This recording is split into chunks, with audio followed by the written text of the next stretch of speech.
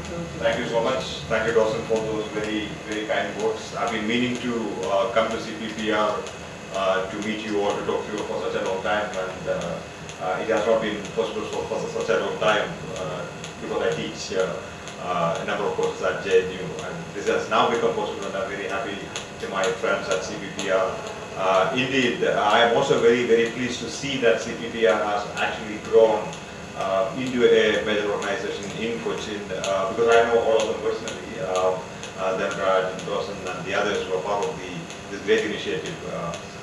And may I on record place my congratulations to the members of CPPR and to this organization for the excellent work that you've been doing, and you managed to bring a lot of people, Alexander Lennon, Shashi Tharoor, Madhav Kargil.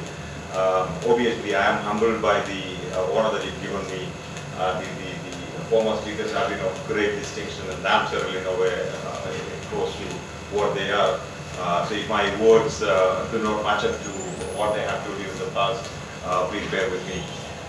What I will do today is try and give you some of my thoughts on India-Pakistan relations, given the fact that I have been participating in some of the dialogues with the Pakistani counterparts for the last 10 years or so. So what I will do is that I will give you some of my introductory views on my thoughts on Pakistan, and then I will sort of eventually lead you to my thought process on what lies ahead as far as India-Pakistan relations are concerned.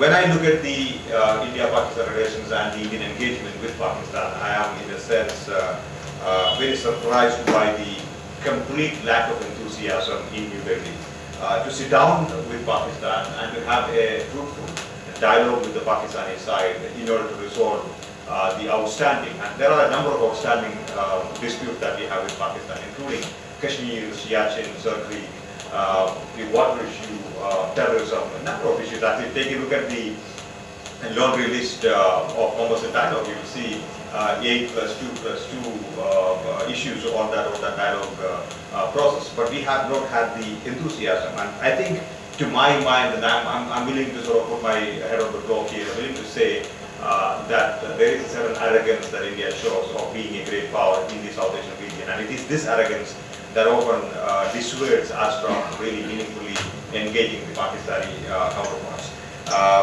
And this is despite the feeling within Pakistan, and I went to Islamabad 2 months ago to participate in a Pakistan meeting, and this is despite the feeling within Pakistan that the ongoing dialogue process that we have with India is really in India's favor, because they feel that the ongoing peace process is in a sense taken forward under India's terms and conditions. So it only benefits India, but does not benefit Pakistan, is what they are saying. Why are they saying that? They are saying that because, look at, for example, the question of Kashmir. If you look at the history of India-Pakistan relations and the history of the dialogue between India and Pakistan, you will see that Pakistan has always insisted on putting Kashmir on the front burner, that we cannot look at other issues unless and until we privilege the Kashmir issue. For Kashmir is because it is the core issue as far as India-Pakistan relations are concerned.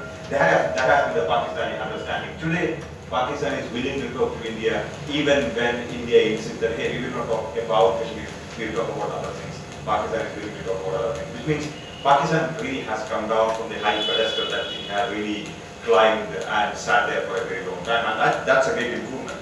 Let me also tell you that there is a great desire in New Delhi, the desire to respond to Pakistan in military sense. We are no more understating this argument. New Delhi does not want to understate the argument that we will want to respond to Pakistan should there be a Mumbai 2, should there be a repeat of the 26/11 incident somewhere in India. Up until now, India has been, understating this and not necessarily overtly stating this. Now, Indian army chiefs, the Indian military chiefs are increasingly saying it really upfront to the Pakistani side. Should there be a Mumbai 2, we will respond to you in kind. For me, that is really unsettling to a great extent.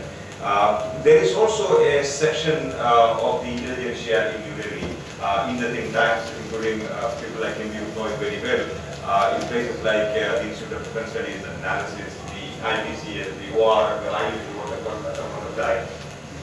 all these services think tanks in Delhi, the clothes and the cabs and whatnot, what have you.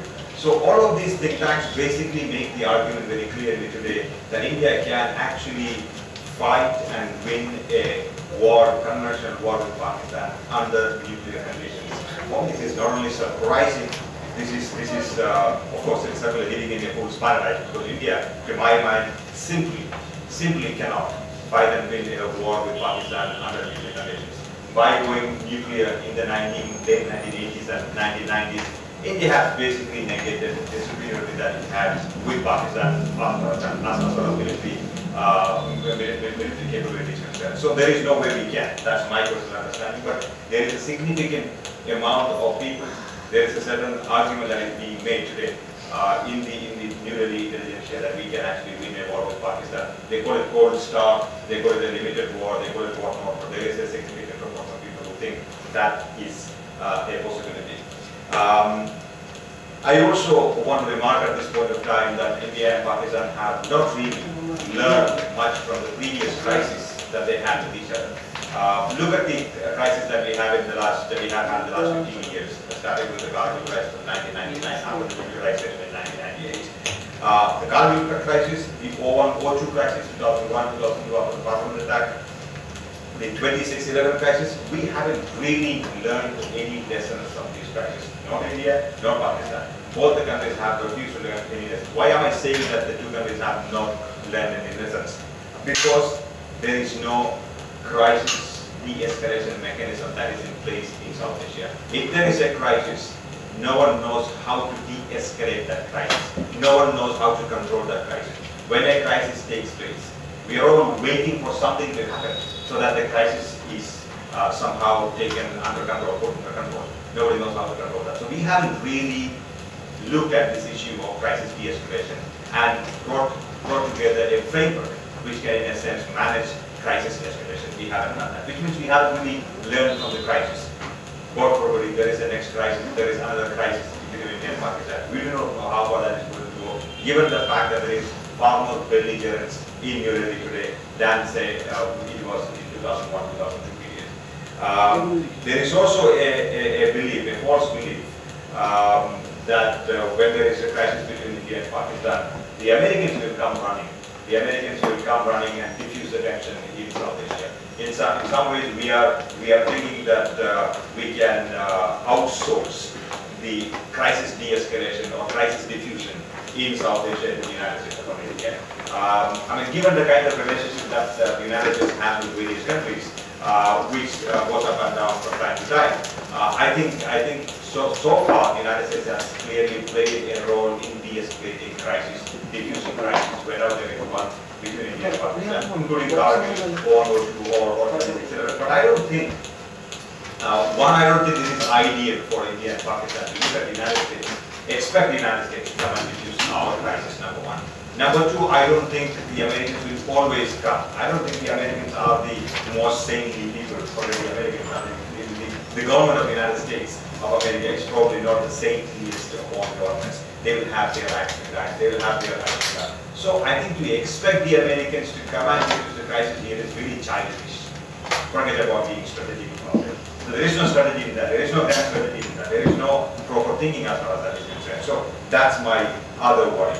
So in some way, therefore, what we are seeing is hope is our national security strategy today. Now, I know I'm being a little simplistic when I say that, that we hope that there will be no problem between India and Pakistan. We hope that the sub-conventional war that Pakistan unleashes, as I say, against India will be dealt with at that level, or will not really progress beyond the point and escalate into a limited war or a conventional war or a full-scale nuclear exchange between India and Pakistan. You only need one nuclear weapon.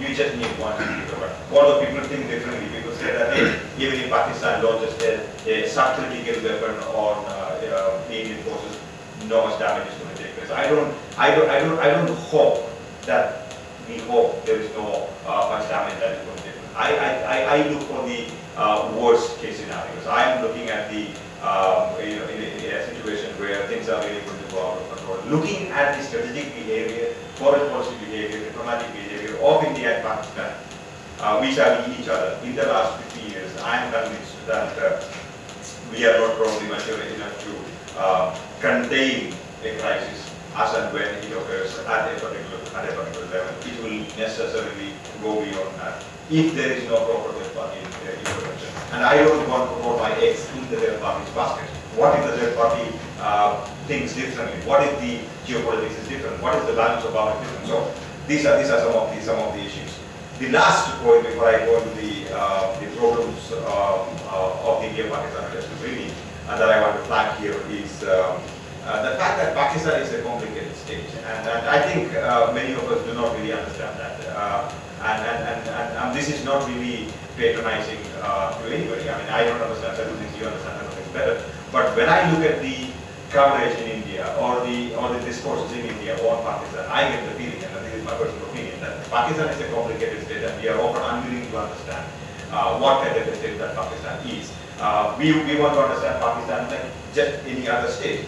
And that is my fundamental argument with the kind of analysis that we have on Pakistan in India. We think Pakistan is a rational unitary actor. Pakistan is not a rational in that strategic sense of the term. Yes, everyone is rational. Nobody is irrational. Everyone is persuaded by a certain kind of rationality towards their action. Yes, everyone is rational. But when you look at how states behave, when you look at how generally states behave, we expect a certain behavior pattern from every state. And in that sense, I don't think today's Pakistan is a unitary, rational actor. Stress being on the form, Pakistan is not a unitary actor. As you know very well, as we all know very well, Pakistan's foreign policy to a great extent is dictated by the Pakistan military. It has a lot of fundamentalist forces within that. So you have layers after layers. You have states within states in today's Pakistan. So not to understand that and really not, and if we are unwilling to problematize the Pakistani state itself, then I don't think we will be in a position to analyze Pakistan in any meaningful sense of the term. So Pakistan today has elite and social cohesion issues. There are multiple elites working at cross purposes within Pakistan. There are multiple layers working at cross purposes within Pakistan. And this kind of lack of legitimacy in the internal political sphere of Pakistan is really contributing to a paralysis at the policy level within Pakistan. And we need to understand that when we frame our policy towards Pakistan, what do we say? Many Indians say we don't care what happens within Pakistan. We only care how they deal with us. It doesn't work that way. If you're a sensible political scientist, if you're a sensible strategist, you will look at what is happening inside that country and then decide your policy accordingly. Decide your policy on the basis of that. Here we expect Pakistan to behave in a particular way. I'm sorry, Pakistan does not behave that way. Pakistan, you might expect Pakistan to behave in a particular way. Pakistan is incapable of doing that. It behaves that way. We could really understand that part of it. I think the problem with our popular portrayal of Pakistan is this. Our popular portrayal of Pakistan swings between two extremes. On the one hand, we say Pakistan is a failed state. It's a state incapable of doing anything.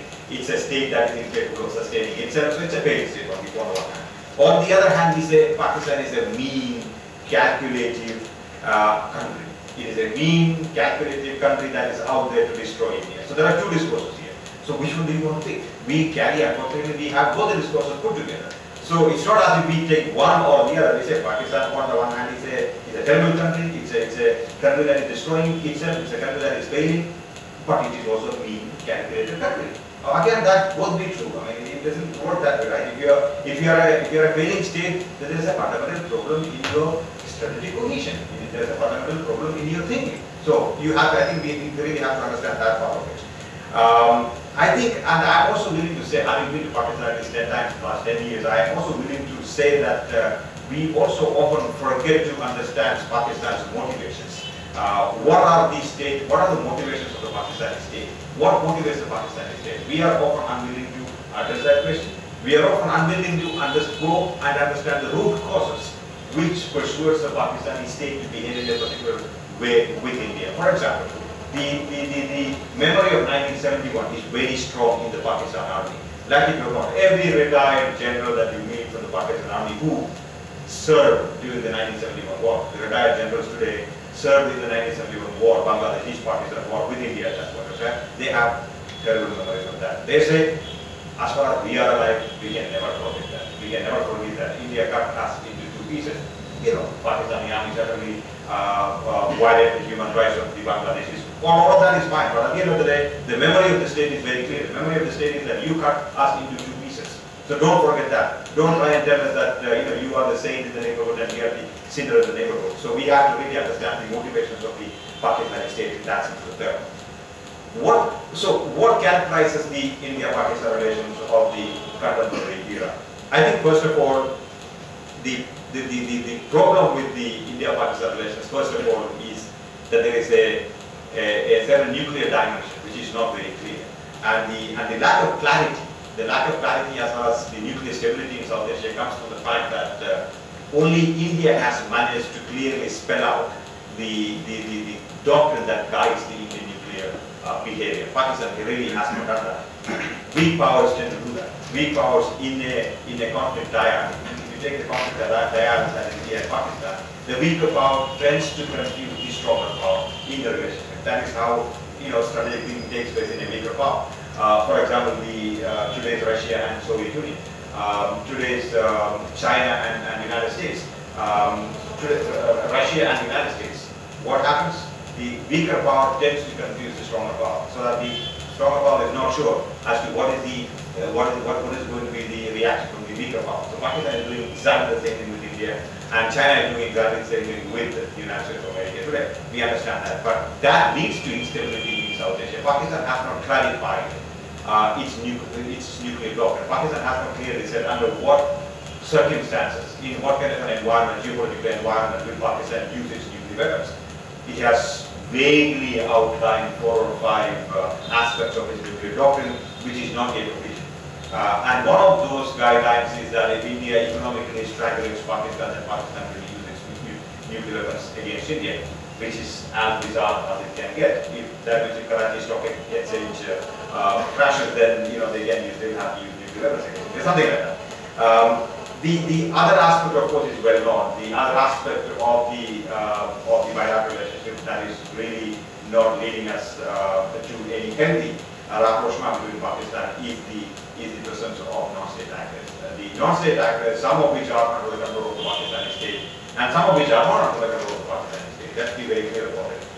We think and we hope that Pakistani state controls, and when we think that Pakistani state controls all the non-state actors within Pakistan, we also hope that Pakistan is able to control all of them. In fact, Pakistan is not able to control all of them.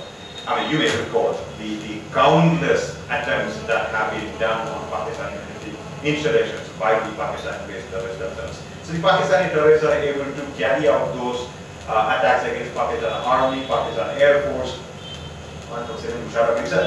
then what prevents them from attacking India? So to say that this is black or white, it's either this way or that way, I think again is really a very unproblematized way of understanding the Pakistani state.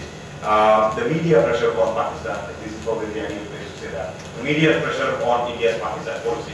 Unfortunately, even when the government of India wants to shed its arrogance and talk to Pakistan, it is not able to do that simply because of the media pressure. I remember meeting one of the senior decision makers in the Indian cabinet after the January attack, January erosion crisis along the border with Pakistan.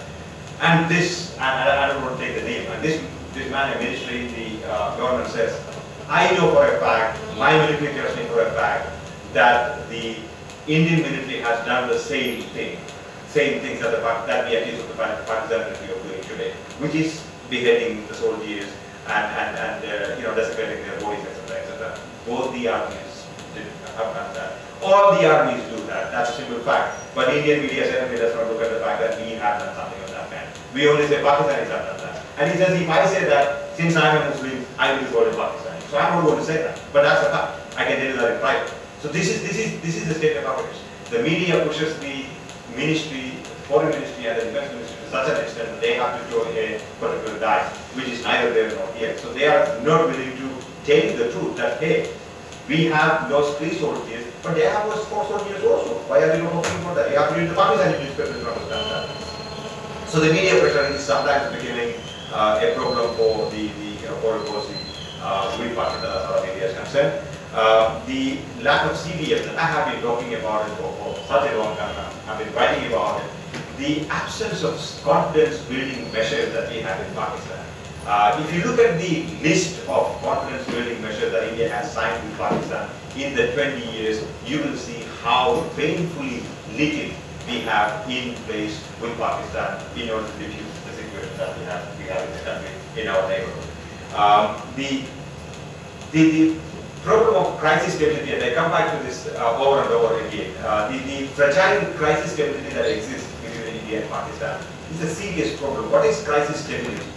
Crisis stability is when, during a crisis, when there is no motivation for a country to escalate, when there is a motivation to prevent the crisis from going upwards, a desire to stop the escalation of the crisis. There is no desire to stop the escalation. It's an eyeball to eyeball confrontation, a brinkmanship that is being carried on between the two sides. So there's a serious problem of crisis instability that we don't really understand how to control. During the Cold War, the United States and the Soviet Union, because they had what is called a hair trigger alert of their nuclear weapons. Because there is a hair trigger alert, they were very careful that even a small crisis would be dealt with utmost seriousness. So when the United States and Soviet Union had near crashes of their fighter jets, or when they had their soldiers killed in accidental attacks, they did not let the media know about it. They did not let the people know about it. Because if the people were to know about it, then that would be some kind of accidental escalation. So which means, because the United States and Soviet Union had hair trigger alert, they were very careful in not starting any open crisis with the other side. We don't have a hair trigger alert with Pakistan as far as nuclear weapons are concerned. Our nuclear weapons are like Pakistani nuclear weapons. They are de-alerted, they are de-majored, as they say. So, and because of that, we take it very easy. We say, hey, our nuclear weapons are the bunkers. Our nuclear weapons are basically the strategic forces command, and we are really not going to get there. So therefore, we don't have to worry about it. And because we don't have to have CBMs.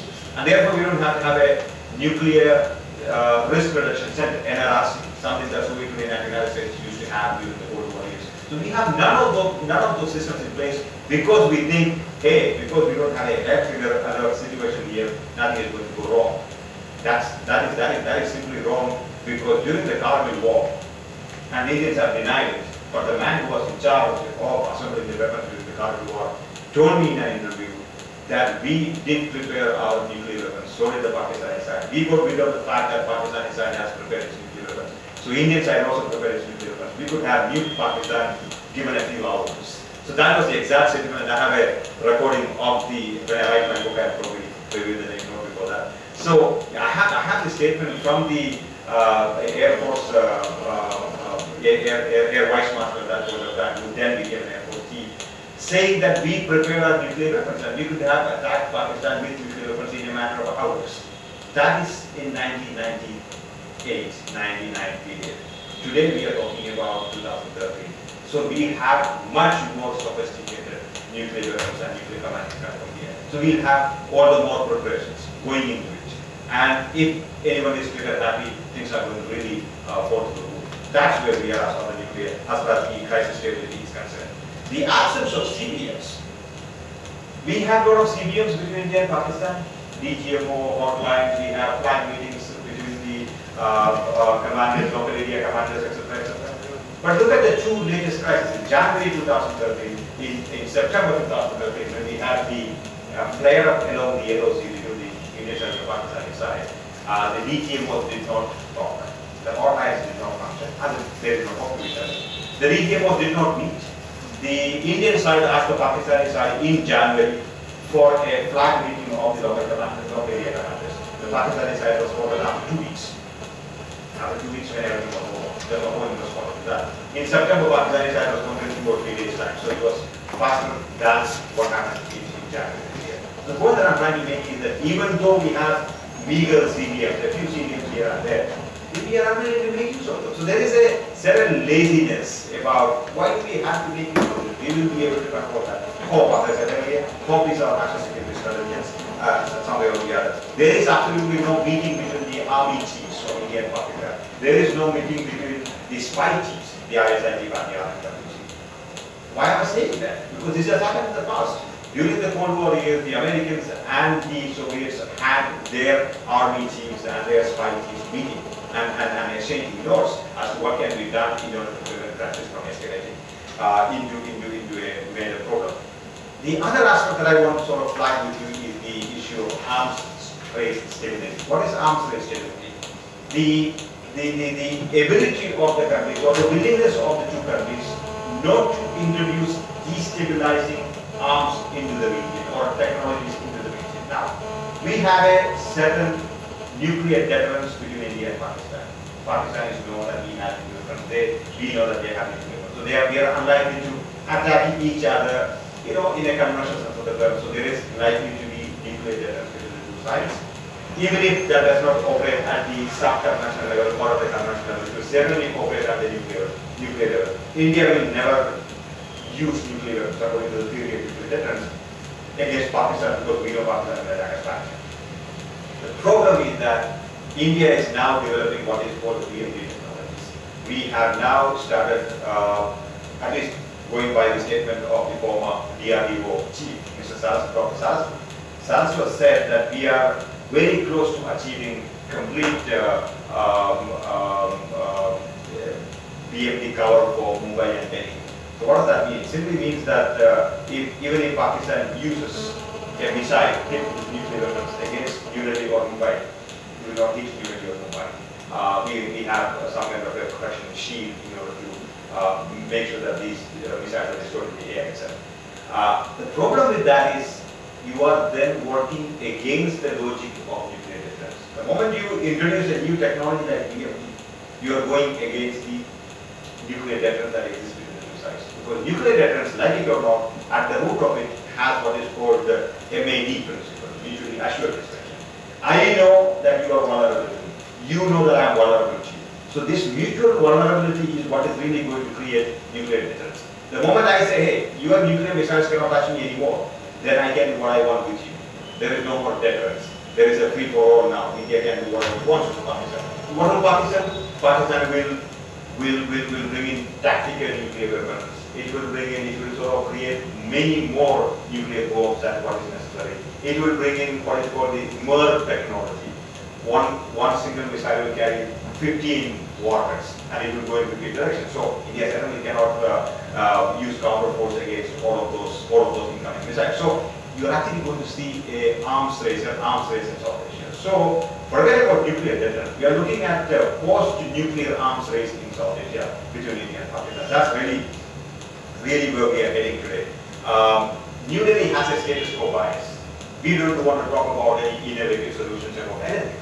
Pakistan is proposed in 2006-07 period about a certain formula to solve the Kashmir crisis, the Musharraf formula.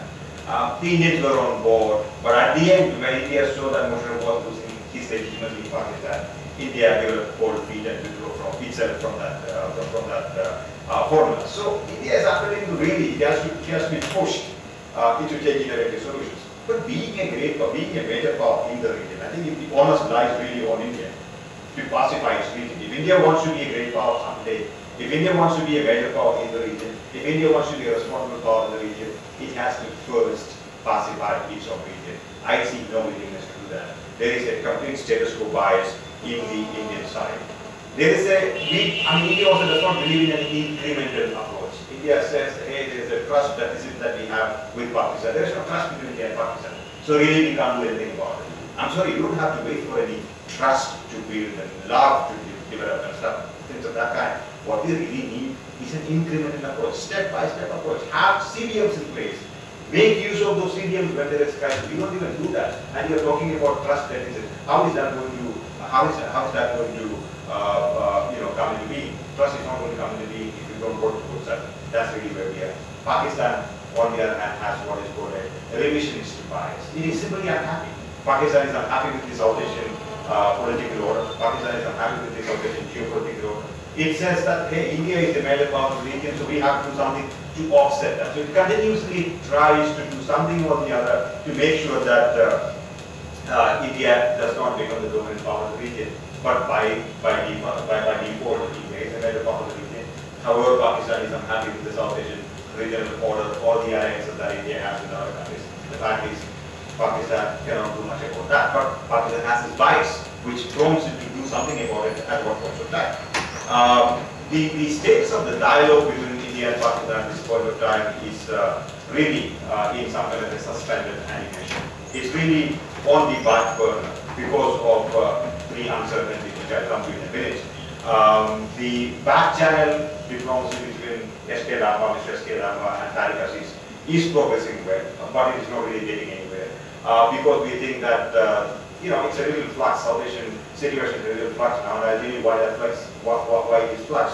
And therefore, we will keep it in suspended animation. We will talk about some trade here and there, but we will not take any serious decisions as far as the serious issues are concerned between the two sides. That seems to be the decision at this point of time. So we are not looking at any serious improvement in India-Pakistan relations for the next 1.5 years at least. There are three uncertainties that are hampering the dialogue process between India and Pakistan. And the first uncertainty really is the Afghan endgame. What is really going to happen post-2014 when the NATO and the American forces start withdrawing from Afghanistan? Will India increase its heat in Afghanistan against a Taliban-led or Taliban participating regime in Kabul with the support of Pakistanis? Will India go back to the ways of the 80s and 90s when India supported the Northern Alliance of the Hazaras and the Uzbeks and Tajiks and all of that? And some people tell me I can't really say how that is true. Some people tell me after the visit of Karzai to India in Delhi last week, India has agreed to give some forward help to the Afghans, and also to any formulation that comes into being against the Taliban in Afghanistan post 2014. So Pakistanis are waiting to see what is going to happen in Afghanistan. Indians are waiting to see what is going to happen in Afghanistan. The Iranians are waiting to see what is going to happen in Afghanistan. And in the meantime, India is worried that a few thousand Punjabi Taliban that are there in Afghanistan today may be transported back into Pakistan. And Pakistanis do not want any more Taliban, so they will transport them back to Kashmir. Now, the problem with Punjabi Taliban who are fighting in Afghanistan today against the American and NATO forces is that once the Americans and the NATO forces leave, the Punjabi Taliban will not be welcoming Afghanistan because the Pashtuns don't like the Punjabis very much, right? So the Pashtuns will say go back home. So they'll have to come back. Pakistanis would not want to accommodate them because they already have a Taliban in Pakistan, of course. So they will send them to Kashmir. What impact will that have on Kashmir, India-Pakistan relations, and the terrorist situation within India is a million-dollar question that India is asking itself for. So you are looking at the unraveling of the nuclear game 2.0 in Afghanistan and the implications thereof, and that's number one uncertainty. Now, number two uncertainty really is the consolidation, the ongoing consolidation of power by Israel in Pakistan. How far will he be able to consolidate his power in Pakistan, and how far will he be able to really be the supreme leader in Pakistan and carry on with a certain fruitful dialogue process with India? India is uncertain about that. India is not sure how far will Nawaz Sharif be able to stand by his promises on Kashmir and various other issues and have a fruitful dialogue with India. Number three uncertainty really is the electoral uncertainty in India. We don't know what kind of a regime is going to come into existence post elections next year. Will it be Narendra Modi? Will it be Rahul Gandhi? Will it be somebody else? We don't know. And what kind of a foreign policy posture will they have vis-a-vis Pakistan? This we don't know. My guess, of course, is that there is not going to be any major discontinuity with the current policy with Pakistan. But Pakistan is wanting to wait and see what is going to happen. We also have an upcoming elections in Kashmir next year. So what kind of a formulation will there be in Kashmir in the next elections and after elections? So these three uncertainties are really making the stakeholders in the region to hedge their bets. They are not willing to bet on any eventuality, anything that is going to happen. They are willing to hedge their bets and wait and see. So it's a wait and watch approach. So there is not going to be a serious, significant approach to peace building between India and Pakistan because of these uncertainties. So what is that we should what is that we should expect in the days to come? I think we should not expect any serious dialogue on Kashmir. Both the Indian side and the Pakistani side are probably okay with picking up the threads from where it was left off on the Musharraf formula. When I was in Pakistan recently, the Pakistani, all the politicians, in fact, from Imran Khan's party, from PPP, from Yemen, everyone says we are happy with the formula part of it. We are not happy with the Musharraf part of it. Because Musharraf was a dictator, so we don't want to go back to anything that he has said. So we will not be happy if you keep talking about Musharraf formula, just call it the Kashmir formula. So if you call it the Kashmir formula, we can probably restart talking about that. So they might be wanting to restart talking about the formula part of the Musharraf formula once things settle down in South Asia because of the Afghan program and all of that. And the Indian side seems to be open about it because India has always said we are willing to explore the possibility of borderless India, borderless Kashmir, and all of that, making borders with other plans right there. So, you're looking at some improvements, I think, but that's much later, not anytime soon.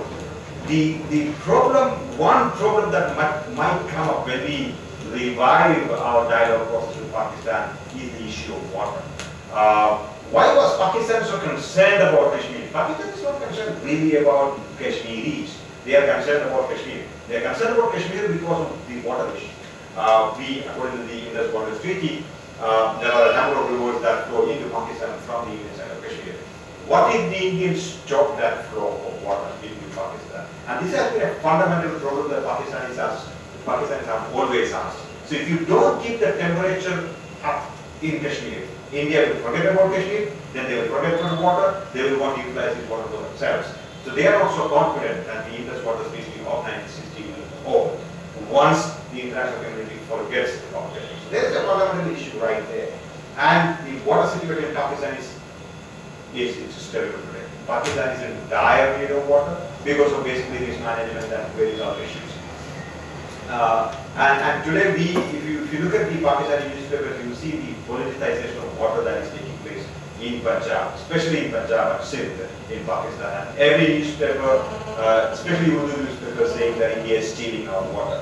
Whereas we know for a fact that Pakistanis have come, the Indus Water Commissioner from Pakistan came to India and he said, I don't see any misdeed by the Indian side. There was less rainfall and there was less water in the river and therefore less water came to Pakistan.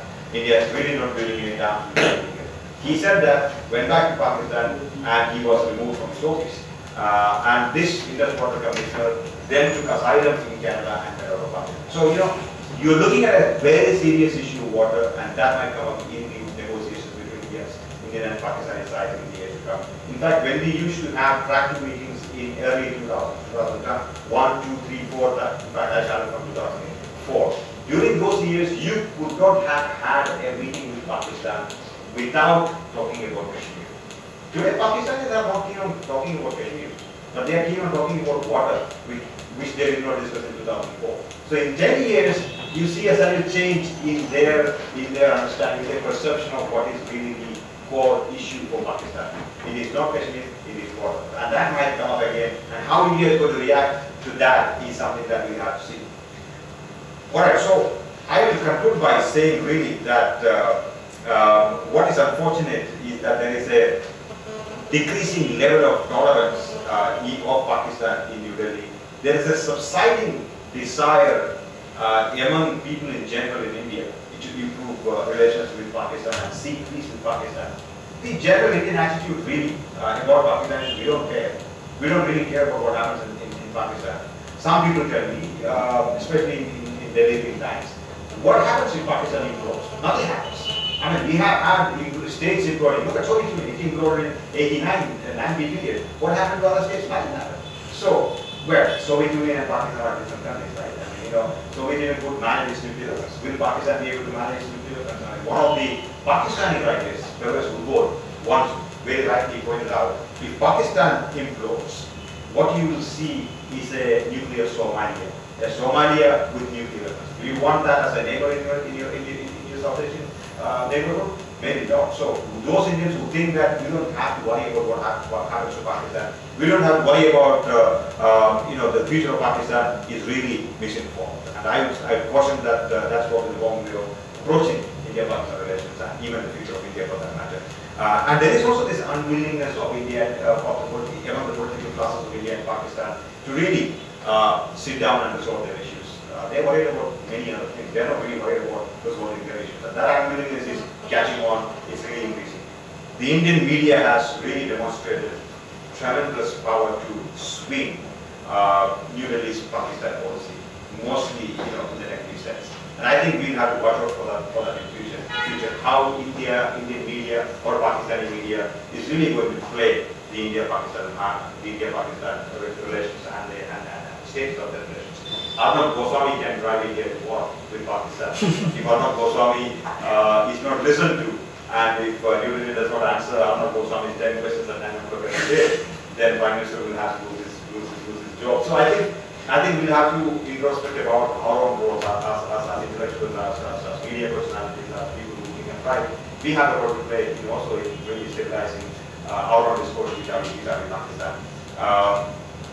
Let me also, because I'm talking about media, let me also say this last word about the Indian media.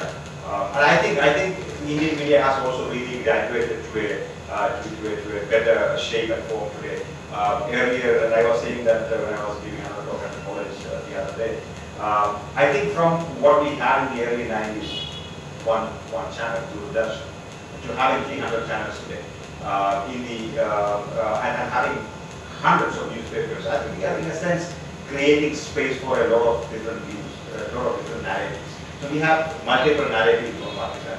We have multi-vocality, as they say, on Kashmir and Pakistan. So I think things are on the one hand getting better, things are on the other hand not getting all that better. Because you have 300 news channels, the pressure is very high. Because you have 300 news channels, you also get different voices and different narratives in that same media. So it's both good and bad. I think we have to invest in the good and hope for the better. Thank you so much. Thank you so much.